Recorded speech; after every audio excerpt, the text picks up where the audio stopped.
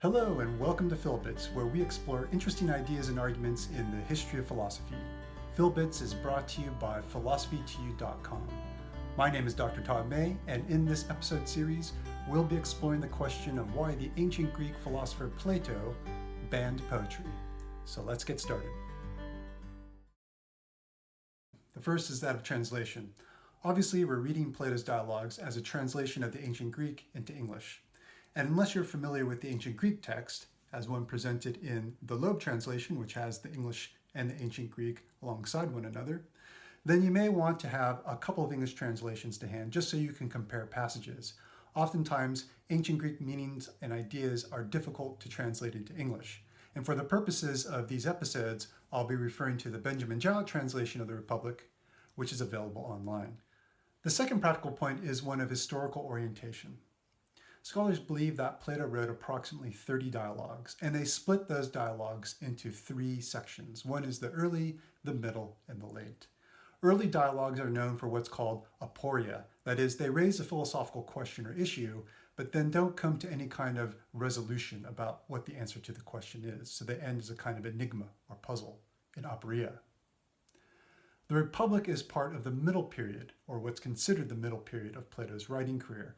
And what we're going to find is not so much aporia, but more advanced literary techniques that bear on how we might understand what the arguments and observations of the characters are. So that's going to be important to bear in mind, and I'm going to come back to that specifically in the third episode, where I talk about a hermeneutical approach to understanding the question of the banning of poetry in Plato's Republic.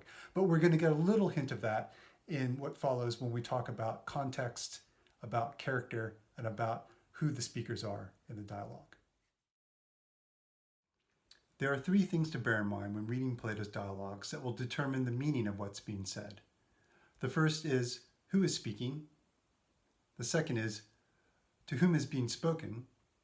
And the third is context. It seems like it's quite common sense to bear in mind the characters that are speaking in a dialogue or a play or a story.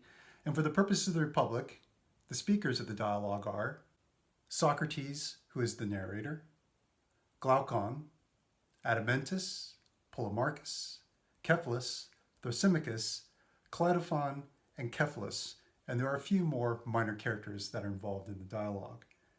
With regard to the question of why Plato bans the poets, we will be primarily concerned with Socrates and Glaucon.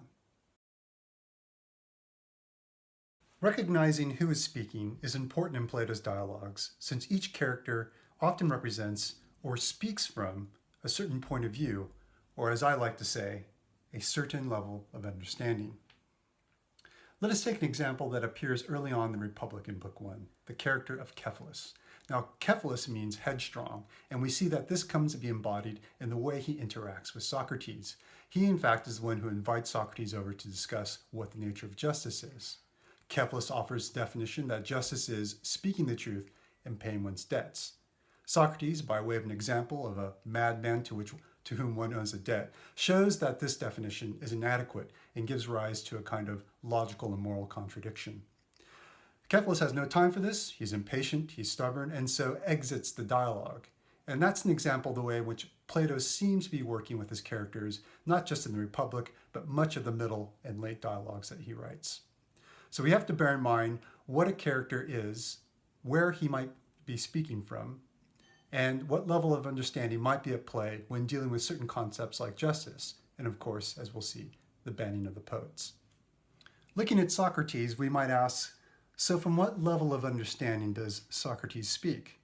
Although he is often seen to be the mouthpiece for Plato's own ideas, the person of Socrates in the dialogues is perhaps best seen as the person who knows what questions to ask in order to get at the truth. He may not get at the truth directly, or the truth may be suggested obliquely in what Socrates says. But whatever the case, it always arises through his method of inquiry, which is to ask clarifying questions about the reasonableness of arguments, ideas, the definition of concepts, and their application. Let's look at the second important feature of Plato's dialogues, to whom one is speaking. So just remember that it takes two to tango, and it takes two to have a dialogue, or in some cases, You can have more in a dialogue. But what's important in this matter is that two people have to be able to follow each other as the dialogue progresses. Socrates is often in the position, not always, but often in the position of the dialogues of leading the conversation through his method of inquiry. And if the characters who are in the dialogue can't follow Socrates, whether because they argue with him that he's wrong or they simply can't understand what he's saying, it's going to have a significant effect on the way in which the dialogue moves or flows towards its ending. As we will see with the question of poetry, the character of Glaucon is often taken to be the foil for Socrates. And what's meant by that is Glaucon is merely there as a literary or narrative device to allow Socrates to espouse what he thinks is true or right. Now, that's not necessarily the case, and what we'll see in the next few episodes is that Glaucon operates more at the level of right opinion than as a foil. And what's meant by right opinion is that Glaucon has the right ideas, the right views, and the right concerns, but he doesn't have the knowledge to justify these views or beliefs. And Socrates is there to help him understand what some kind of justification for an idea and argument might be. Now, whether Glaucon can actually follow Socrates in this instance, or in the matters that are raised in the dialogue, have yet to be seen. And certainly the question of whether or not poetry should be banned is one of these issues. Finally, let's look at context. One of the ways in which scholars used to approach Plato's dialogues is to take key sentences that are spoken by characters as philosophical assertions about what is true, or as assertions that comprise a bigger argument. What we'll find when reading the dialogues is, although characters make assertions, often the context will determine how we are to take them. Let's look at a key example that arises in the Republic. The Republic begins with Socrates recounting how the dialogue began. He says, "I went down yesterday to the Piraeus with Glaucon the son of Ariston, that I might offer up my prayers to the goddess, and also because I wanted to see in what manner they would celebrate the festival, which was a new thing. I was delighted with the procession of the inhabitants, but that of the Thracians was equally, if not more, beautiful. When we had finished our prayers and viewed the spectacle, we turned in the direction of the city, and at that instant Polemarchus, the son of Cephalus, chanced to catch sight of us from a distance as we were starting on our way home, and told his servant to run and bid us wait for him. The servant took hold of me by the cloak behind and said, 'Polemarchus desires you to wait.'" There is a lot of dramatic detail in those first few sentences, and philosophers, because they tend to be concerned with philosophical argument, assertions, concepts, and so forth, they often overlook the details being significant in any way to what the philosophical meanings might be.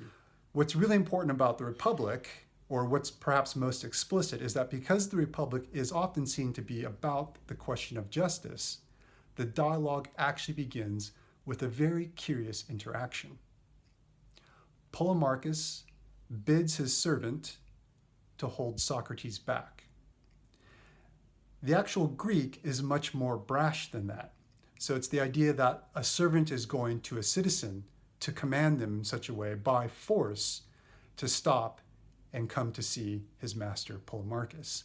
So in essence, what we have is that if the dialogue Republic is about the question of justice, the opening scene has an event of injustice. Socrates is being held back against his will. Now, as you read the rest of the lines of Book 1, there's constant reference back to this idea about being held against one's will and whether or not Socrates will be able to resist the stronger force.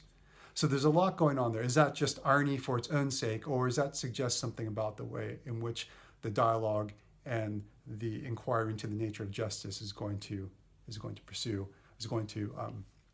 take shape? So a lot to bear in mind: who, to whom, and context. Now that we have those three key things in mind that are really important to understanding Plato's dialogues, we can then prepare to engage with the significant passages that have to do with the banning of poets and the banning of poetry. In the next episode, we're going to look at the significant passages in the Republic that have to deal with the banning of poetry and see what kind of conventional arguments or interpretations come from that. And in the final episode, well, that's going to be my own bit about what I really think is going on with Plato and why he bans poetry, or, just to give you a little bit of a foreshadowing, whether or not he actually bans poetry at all. So I hope to see you for the next two episodes. Thank you for your time. I'm Dr. Todd Mei for PhilBits brought to you by philosophy2.com.